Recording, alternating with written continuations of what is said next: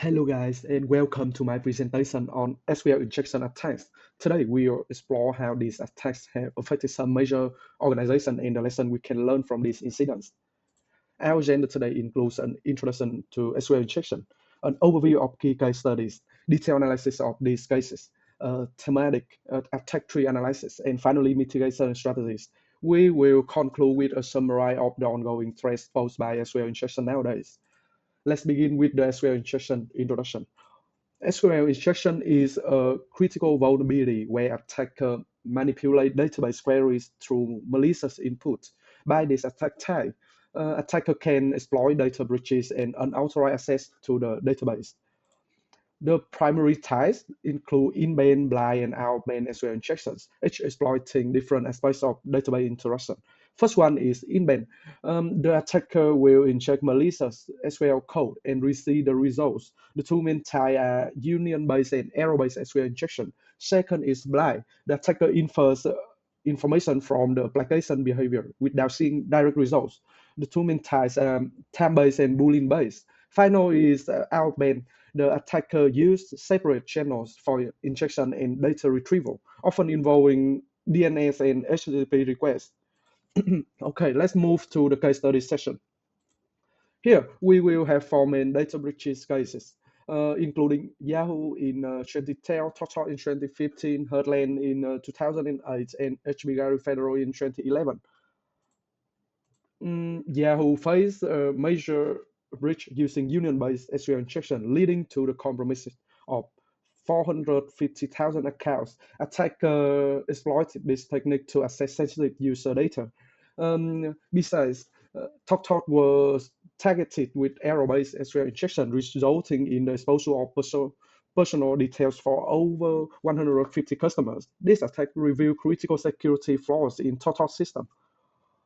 Heartland payment system suffer breach through blind SQL injection, which exposed approximately 130 million credit and card numbers.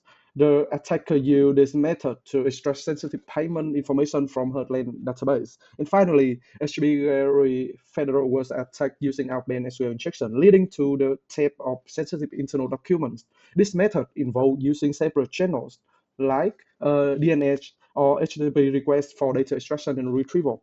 Each of these cases demonstrate the severe consequences of SQL injection vulnerabilities, highlighting the need for robust security measures to protect sensitive data and prevent unauthorized access.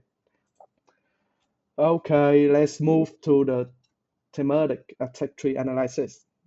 In analyzing SQL injection attacks, we observe a common sequence of steps. First one is to identify vulnerable entry points. Attackers file response in input fields like login form to inject malicious SQL code. The second is exploit the SQL injection vulnerability using various techniques like in-band, blind, or out-band SQL injection. Attackers manipulate database queries. And the next one is formulate extraction queries. They craft specific query to extract sensitive data, tailored to the database structure. And they will bypass the security measures. Attackers circumvent security defenses like WAF and IDS using obfuscation and other tactics. And finally, they will retrieve and exfiltrate data. They extract and transfer data securely to the system, and they also cover tracks to avoid detection and investigation like delete logs and evidence in the SQL database.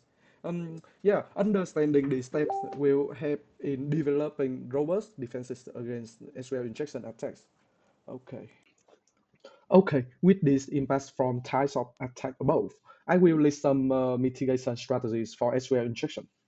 To prevent SQL injection attacks, we should implement the following strategies: input validation and sanitization. Ensure all user inputs are checked and cleaned to block harmful SQL code. Use parameterized queries. These queries separate SQL code from user data when preventing malicious inputs from being executed as a SQL command. Implement web application firewalls. It will filter and block malicious traffic. acting as a defense layer against harmful SQL queries. Error handling and logging. Proper error handling prevents attackers from gathering information from error messages, while logging helps track and analyze any suspicious activity. And finally is the least privilege principle. Restrict the user and application permissions to the minimum necessary, limiting the potential impact of the data breach. These strategies are essential for safeguarding against the SQL injection attacks and protecting sensitive data. Okay, let's move to the final session. This is the conclusion.